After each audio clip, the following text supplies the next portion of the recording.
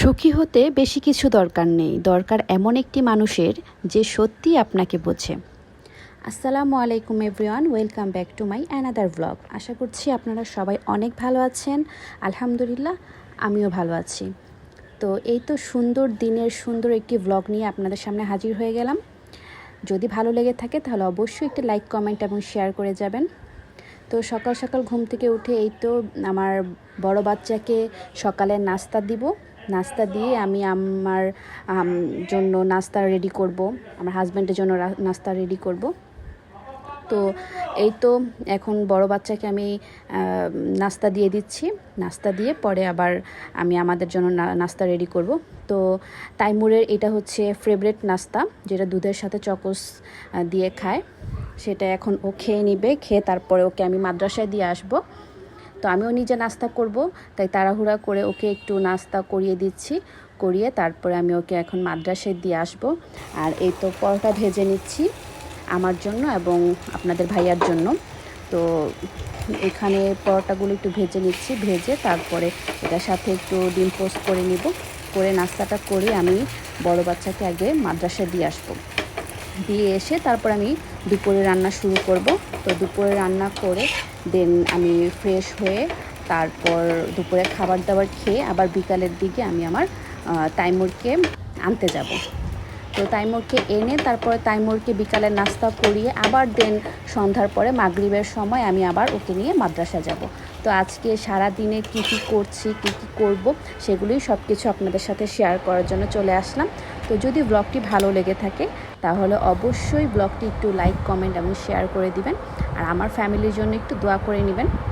এই তো আমি আমার পরোটা ভেজে আমি ডিম পোস্ট করে নিয়েছি। আর আপনাদের ভাইয়া পাউরুটি পছন্দ করে পরোটার থেকে বেশি, তো তার জন্য আর কি পাউরুটিটা একটু গরম করে নিলাম ওভেনে।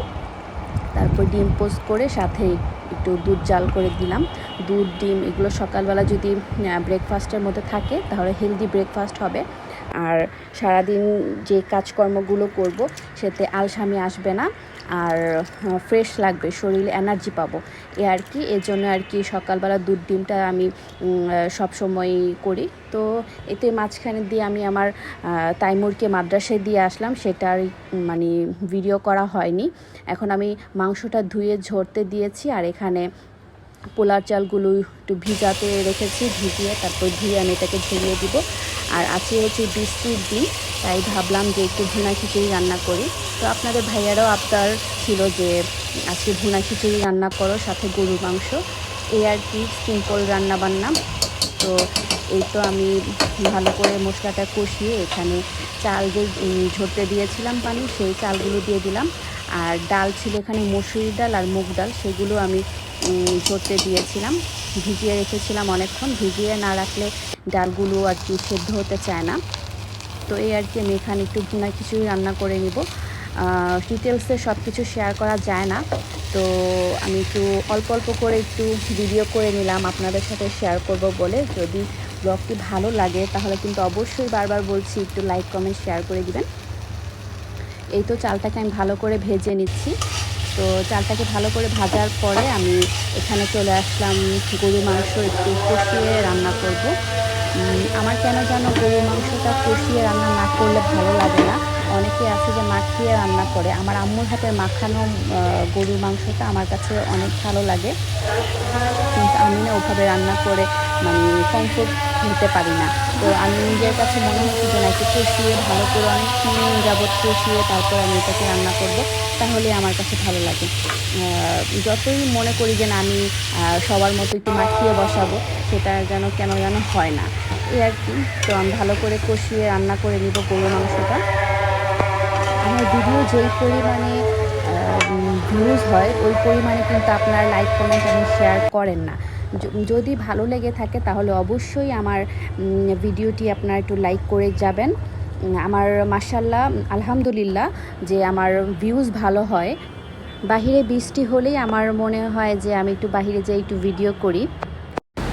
এই তো আমি বারান্দায় চলে আসছি, বারান্দায় চলে এসে এই তো আমি একটু ভিডিও করে নিচ্ছি। বাহিরের পরিবেশটা মানে খুব সুন্দর লাগে আমার কাছে যখন বাহিরে বৃষ্টি হয়।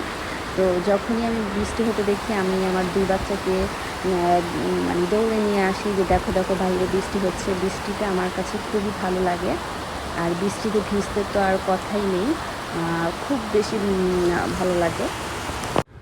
তো এই তো আমি এখন দুপুরে খাবার দাবার খেয়ে নিব, তাই আর কি একটু সুন্দর করে প্লেটটা সাজিয়ে নিয়েছি।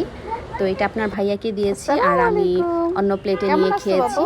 তো বিকালবেলা আমি এই তো আম্মুর বাসায় চলে আসলাম বেবিকে দেওয়ার জন্য। তো বেবিকে দিয়ে আমি দেন আমার তাইমুরকে মাদ্রাসা থেকে নিয়ে আসতে যাব। তো যখন আম্মুর বাসায় আসলাম তখন আম্মু বলল যে আম্মু নাকি ছাদে পুঁইশাক গাছ লাগিয়েছে, সেখানে আর কি পুঁইশাকগুলো কাটতে যাবে। তো আমিও ভাবলাম যে আম্মুর সাথে যে একটু ভিডিও করে নিয়ে আসি। তো এই তো আম্মুর সাথে আম্মুর ছাদে চলে আসলাম। আম্মু পুঁইশাক কাটছিল। তো নিজের গাছের শাকের টেস্টই কিন্তু আলাদা, কারণ আমরা যে বাইরে থেকে কিনে খাই ওই শাকগুলো কিন্তু ফরমালিন দিয়ে তাড়াতাড়ি করে মানে বড় করে ফেলে, সেগুলোর স্বাদ তেমন থাকে না। তো নিজের গাছের বৃষ্টির পরে শাকগুলো কিন্তু খেতে অনেক ভালো লাগে। তো এখানে বাহিরে বৃষ্টির মানে পড়ার পরে যেই মানে গাছগুলো এত সুন্দর এত স্নিগ্ধ লাগে, সেগুলো আর কি একটু ভিডিও করে নিলাম। আর এখানে এই যে তাইমুরকে নিয়ে আসার পরে আমি একটু সেলুনে নিয়ে আসছি। সেলুনে এনে আমি তাইমুরের চুল কেটে নিচ্ছি। আমি তাইমুরকে কয়েকটা সেলুনে চুল কাটিয়ে দেখেছি যে কোন সেলুনে কেমন করে কাটায় আর ওকে কোন সেলুনের কাটটা শুট করে। তো সেই আর কি, তো ওকে সবসময় আমি এই সেলুনে নিয়ে আসি।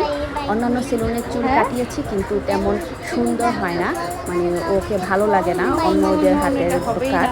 তো এই ভাইয়ার হাতের কাটটা তাইমুরকে অনেক ভালো লাগে, তাই তাইমুর আর জামিকে আমি সবসময় এই সেলুনে নিয়ে আসি চুল কাটার জন্য।